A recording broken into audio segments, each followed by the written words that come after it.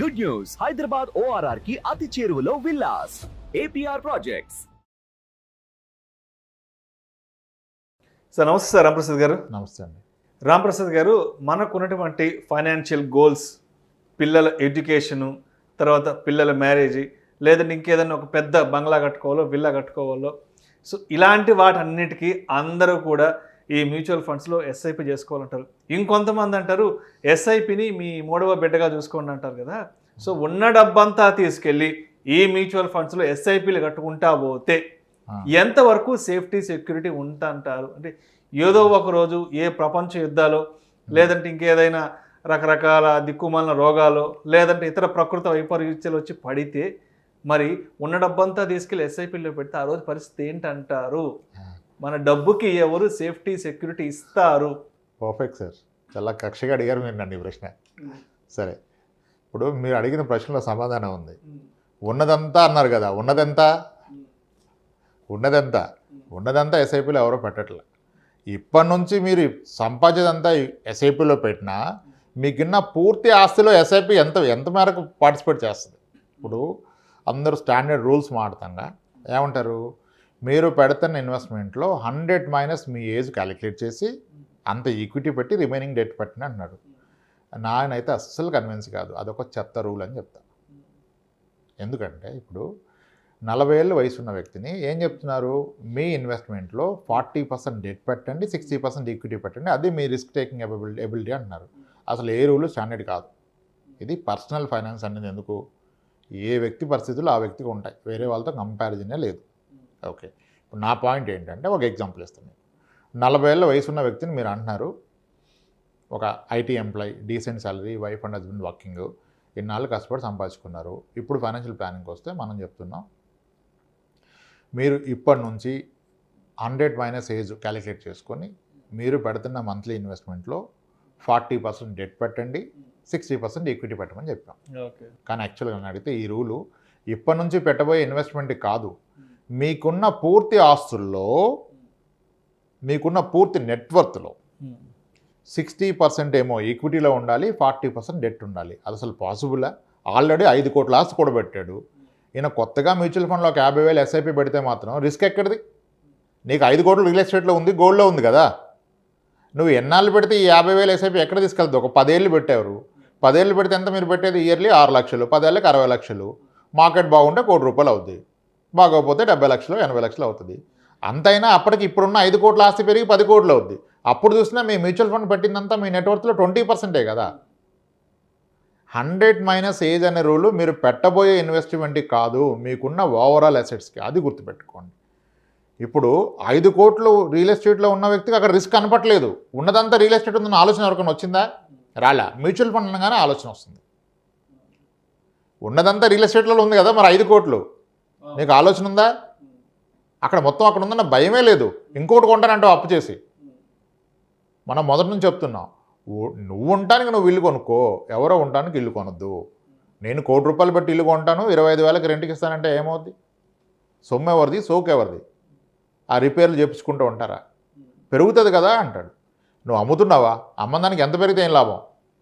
అమ్మడానికి కాదు కొన్నది, మరి ఎందుకు? పోవడానికి. అమ్మినప్పుడు దానికంటే ముందు మనం పోతాం కదా పైకి. మరి అప్పుడు నీకు వచ్చేది రెంట్ ఒకటే కదా. అంటే ₹1 కోటి ఇల్లు కొని 25,000 రెంట్ కొరక నువ్వు ₹1 కోటి పెట్టుబడి పెట్టింది. అక్కడ ఈ లాజిక్లు ఏం ఆలోచించరు.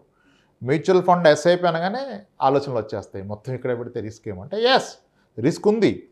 దీంట్లో రిస్క్ ఉన్నప్పుడు వేరే దాంట్లో రిస్క్ లేదా? ఇప్పుడు కరోనా కోవిడ్లో లాక్డౌన్ వచ్చింది సడన్గా, ఎవరు ఎక్స్పెక్ట్ చేసింది కాదు. మ్యూచువల్ ఫండ్లో ఉన్న డబ్బులు 35% పడిపోయినాయి. ₹1 కోటి మ్యూచువల్ ఫండ్లో ఉంటే అది 65 లక్షలు అయింది, లేదా 70 లక్షలు అయింది. అది రిస్క్. మరి ఆ టైంలో రియల్ ఎస్టేట్ పడిపోకుండా పైకి లెగ్స్ నుంచుందా? పడిపోయింది. రియల్ ఎస్టేట్లో ఆ లాక్డౌన్లో అసలు మీ ₹1 కోటి ప్రాపర్టీ 70 లక్షలు కొనేవాడు ఎవడు ఉన్నాడా? ఎవడు లేడు కదా. మరి అక్కడ కూడా రిస్క్ ఉంది. ఆల్మోస్ట్ రిస్క్ లేనిది ఎక్కడ? మీరు అన్నట్టుగా గ్లోబల్ క్రైసిస్ వస్తేనేమో, ఏదైనా పాండమిక్ వస్తేనేమో, వరల్డ్ వార్ వస్తేనేమో పడందేది ఒక గోల్డే పడదు, మిగిలినన్నీ పడతాయి. Perfectly yes. So that's where. అందుకనే నేను మీ సాలీలో కొంతమేర కన్నా గోల్డ్లో పెట్టండి అని చెప్తా. యాక్చువల్గా రియల్ ఎస్టేట్ కన్నా గోల్డే రియల్ అనిపిస్తుంది నాకు. Actual real estate is gold. Your land is not real estate. 80 లక్షల ప్లాట్ ఉంది, ఎమర్జెన్సీ ఐసీయూలో ఉన్నాడు, అవును కొంటాడా నీది 80కి, 60 కొంటాడా, 40 కొంటాడా, 50 కొంటాడా, ఏడిస్తే కొంటాడా? ఏం చేసినా కొండవు. మరి అక్కడ 4 ప్లాట్లు కొనుక్కున్నప్పుడు నీకు టెన్షన్ రాలే? ఎవరికి అనిపించలేదే ఇది ఎక్కువైపోయింది మొత్తం ఇదే అన్న ఆలోచన రాలా? మ్యూచువల్ ఫండ్లో 20,000 పెట్టంటే అమ్మా మొత్తం ఎక్కడైనా వేరేది పెడతా అంటారు. సో రిస్క్ అనేది అన్నిటికీ ఈక్వల్ అండి. సో మీకు ఆల్రెడీ రియల్ ఎస్టేట్లో 5 కోట్లు 2 కోట్లు ఒక ఇల్లు ఉంది, ₹1,00,00,000. మ్యూచువల్ ఫండ్లో 10,000 పెడితే ఎప్పటి కావాలి ఇది ₹1,00,00,000.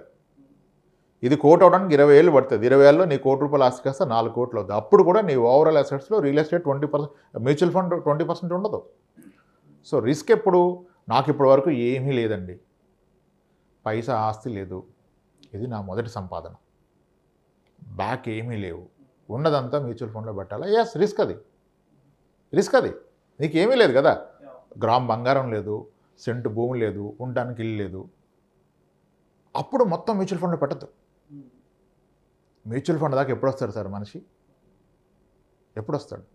ఉండటానికి ఒక రెంటెడ్ హౌస్, ఎక్కడో ఒక స్థలం, కొంత బంగారం అన్నీ ఉన్నాం కదా వస్తాడు. సేమ్ పూర్తిగా ఇక్కడ పెట్టే ప్రసక్తే లేదండి. కానీ ఆలోచన విధానం రాంగు, ఆలోచన విధానం రాంగు. మిమ్మల్ని మొత్తం పెట్టమని చెప్పట్లా, ఈయన పెట్టినా మొత్తం పెట్టినట్టు కాదు. నీకున్న మొత్తం ఆస్తిలో, నికర ఆస్తిలో మ్యూచువల్ ఫండ్కి మీరు కేటాయిస్తున్న వెయిట్ అంతా. ఇప్పుడు 40 ఏళ్ళ వ్యక్తి ఇప్పుడు వస్తున్న జీతం అంతా పెట్టినా, నెక్స్ట్ 10 ఏళ్ళు పెట్టినా ఇతనుకున్న పూర్తి ఆస్తిలో సగానికి ఇది ఎప్పటికీ అవ్వదు. సో ఎందుకు పెడతారు మ్యూచువల్ ఫండ్స్లో అంటే దీంట్లో వచ్చే రిటర్న్స్, దీనికి ఉన్న లిక్విడిటీ. ఇప్పుడు ఎమర్జెన్సీ వస్తే ఫట్టుమని ఎక్కడ వస్తాయి డబ్బులు? ₹1,00,00,000 ఇల్లు ఉంది అనుకోండి, ₹1,00,00,000 హౌస్ ఉంది సార్ అతనికి, 10 ఏళ్ల క్రితం కొన్నాడు, అది పెరిగి 2 కోట్లు అయింది సార్, ఇప్పుడు ఖచ్చితంగా అవుతుంది 2 కోట్లు అయింది, గ్రేట్. ఈరోజు జాబ్ పోయింది, నెక్స్ట్ మంత్ నాకు లోన్ కావాలంటే ఇస్తాడా? ప్రాపర్టీ మీద ఇన్కమ్ లేకపోతే మీకు ప్రాపర్టీ మీద లోన్ రాదు. పోనీ అమ్ముకొని తిందామంటే 6 నెలల సంవత్సరం పట్టదు దాన్ని అమ్ముకోనికి. ఈ 6 నెలల్లో మళ్ళీ జాబ్ వస్తుంది. ఈ 6 నెలలే ఇబ్బంది, 6 నెలలు పోతే ఇబ్బంది తీరిపోద్ది. ఈ ఇబ్బంది ఉన్న టైంలో దాన్ని పూర్తిగా అమ్మటం అవ్వదు. దాంట్లో పార్షియల్గా ఒక బాత్రూమ్ ఎవరికి అమ్మలేం, అమ్మితే ఇల్లు అమ్మాలి, అది సులువు కాదు, పార్షియల్గా అమ్మలేం. అదే మ్యూచువల్ ఫండ్ అయితే పార్షియల్గా అమ్మొచ్చు కదా, పడేది పడుతుంది, కానీ ఎంత కావాలంటే అంత అమ్ముకోవచ్చు, ఆ రోజుకి నీకు డబ్బులు దొరుకుతాయి. సో ఆ వెసులుబాటు ఉంది కాబట్టి మ్యూచువల్ ఫండ్ అంత పుష్ చేస్తున్నారు. ఎందుకంటే ఇట్ హ్యాస్ లిక్విడిటీ. దేనికి అంత లిక్విడ్ లేదు. Gold and mutual fund these two have real value. అంటే పెరిగితే పెరిగింది, తగ్గితే తగ్గింది, కానీ ఉన్న వాల్యూకి అయితే అమ్ముకోవచ్చు. ల్యాండ్ ఇల్లు అమ్మలేం. నాకు అత్యవసరం వస్తే నా ₹1,00,00,000 ప్రాపర్టీ మీద నాకు లోన్ రాదు, నా సిబిల్ లేకపోతే రాదు, నాకు ఇన్కమ్ లేకపోతే రాదు. బట్ నా మ్యూచువల్ ఫండ్ మీద లోన్ వస్తుంది, ఇన్స్టాంట్గా లోన్ తీసుకోవచ్చు. మ్యూచువల్ ఫండ్ అవర్స్లో ప్రాసెస్ అయిపోతుంది లోన్ ఈరోజు. As good as gold. Gold మీద ఎంత ఈజీగా లోన్ వస్తుందో మ్యూచువల్ ఫండ్ మీద అంత ఈజీగా మీకు లోన్ వస్తుంది. 1 గంట 2 గంటలు తీసుకొచ్చి తాకట్టు పెట్టి డబ్బు తెచ్చుకోవచ్చు. లేదా ఇది కూడా అంతే, ఆ గోల్డ్ అన్న తీసుకెళ్ళి తాకట్టు పెట్టాలి. ఇది ఇంకెక్కడ, ఇది ఉన్నదే పేపర్ మీద కదా, సింగిల్ క్లిక్ ఆన్లైన్లోనే తాకట్టు పెట్టి డబ్బులు తీసుకోవచ్చు. మీకు ఎంత మేరకు అవసరం ఉంటే అంత మేరకు తీసుకోవచ్చు. మరి ఈ వెసులుబాటు లేదు కదా. అన్నీ విశ్లేషణ చేశాకే, అది కూడా మ్యూచువల్ ఫండ్స్ ఏమి ఇప్పుడు నెక్స్ట్ ఇయర్ ఇల్లో పెళ్ళో ఉంటే ఎవరు పెట్టమని చెప్పట్లా. మీకు ఒక 4 ఏళ్ళు 5 ఏళ్ళు 8 ఏళ్ళ తర్వాత అవసరం ఉంటే మ్యూచువల్ ఫండ్లో పెట్టండి అని చెప్తున్నా. ఎందుకంటే మనం ఇప్పుడు ఐడెంటిఫై చేసిన గోల్స్ ఎలా ఉంటాయి? మా పాప 5th class sir, higher education కావాలి అంటే ఇంకొక 7-8 ఇయర్స్ తర్వాత కదా మ్యూచువల్ ఫండ్స్ కరెక్ట్. 1-2 ఇయర్స్కి wrong equity mutual funds. Sir మా పాప మ్యారేజ్ కూడా కావాలి సార్, ఇంకొక 20 ఏళ్ళలో పెళ్లి చేస్తాను సార్, ఇప్పుడు 5-6 ఏళ్ళు ఉన్నాయంటే మ్యూచువల్ ఫండ్ కరెక్ట్. నాకు 40 ఏళ్ళు సార్, 20 ఏళ్ళ తర్వాత రిటైర్మెంట్ అవుతానంటే మ్యూచువల్ ఫండ్ కరెక్ట్. నాకు 2-3 ఏళ్ళలో ఉన్న ఏ అవసరానికి కూడా మ్యూచువల్ ఫండ్ కరెక్ట్ కాదు. 8 ఏళ్ళ తర్వాత ఉన్నదానికి మ్యూచువల్ ఫండ్ కరెక్ట్. మరి అవసరాలన్నీ 8 ఏళ్ళ తర్వాత ఉన్నాయి కాబట్టి మ్యూచువల్ ఫండ్ చెప్తున్నారు. అయినా మ్యూచువల్ ఫండ్ ఏమి సింగిల్ అసెట్ క్లాస్ కాదు. Mutual funds will invest in gold, real ఎస్టేట్లో ఇన్వెస్ట్ చేస్తాయి మ్యూచువల్ ఫండ్స్, గోల్డ్లో ఇన్వెస్ట్ చేస్తాయి, ఈక్విటీ ఫండ్స్ ఉన్నాయి, మల్టీ అసెట్ ఫండ్స్ ఉన్నాయి, ఎన్ని రకాలు ఉన్నాయి, REIT ఫండ్స్ ఉన్నాయి, ప్యూర్లీ రియల్ ఎస్టేట్లో ఇన్వెస్ట్ చేసే ఫండ్స్ ఉన్నాయి, ఓన్లీ రియల్ ఎస్టేట్. కానీ ఇది లిక్విడ్. నేను రియల్ ఎస్టేట్లో ఇన్వెస్ట్ చేస్తే అమ్ముకోలేను, REIT ద్వారా ఇన్వెస్ట్ చేస్తే నేను ఎప్పుడైనా అమ్ముకోవచ్చు. దానికంటే ఒక రేట్ ఉంది, ట్రేడ్ అవుతుంది కదా, అమ్ముకోవచ్చు. అంతేకాని ఎస్ మ్యూచువల్ ఫండ్లో మొత్తం డబ్బులు పెట్టడం కరెక్టా అంటే, మొత్తం అంటే దేంట్లో మొత్తం చెప్తున్నారు మీరు? నెలవారీ పెట్టే దాంట్లో మొత్తం పెట్టడం తప్పు కాదు. మీకున్న ఆస్తి మొత్తంలో మీరు మ్యూచువల్ ఫండ్ కేటాయిస్తున్న వెయిటేజ్ అంతా, దాన్ని బట్టి నిర్ణయం తీసుకోండి. ఇది ఒక్కటే liquid asset. This is the only liquid asset. Real asset ఉంది అంటే I say gold and mutual funds are real. Real estate is not real.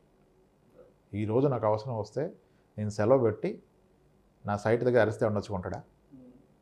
Announce చేస్తే కొంటాడా? కొన్నంత సులువు కాదు రియల్ ఎస్టేట్ అమ్మటం. మ్యూచువల్ ఫండ్ కొనటం కష్టం, అమ్మటం చాలా సులువు. రెండు ఈజీనే, ఏది ఈజీ పెట్టుకోండి. Thank you sir, thank you so much. Thanks.